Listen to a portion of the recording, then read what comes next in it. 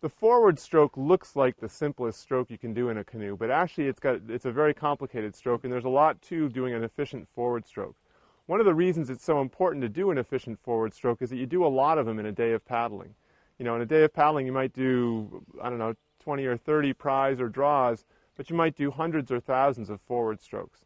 So doing them well and doing them efficiently is really important. A couple of principles for the forward stroke.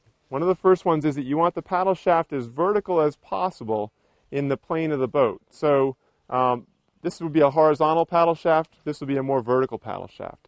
Now biomechanics and mechanics of the boat here kind of collide.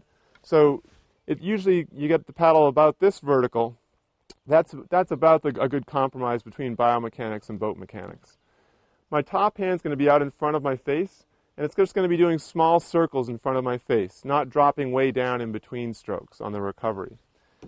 Another principle is we're going to use the large muscles of our torso to do the power. So what I'm going to do for the power is I'm going to twist my torso, wind up like I'm stretching a rubber band here, and then unwind.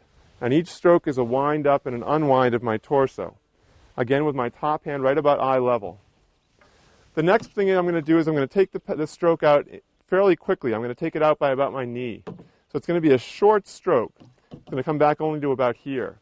The reason for that is that the torso rotation only gives you about a foot or a foot and a half of movement. Past that, I have to use my arms. And we're trying to avoid using the smaller muscles of the arms, trying to use the larger muscles of the back and the torso instead. I do have to use my arm a little bit at the end to just finish the recovery and get the paddle out of the water. So you will see a little bend in my lower arm. So here's what it looks like going away from the camera.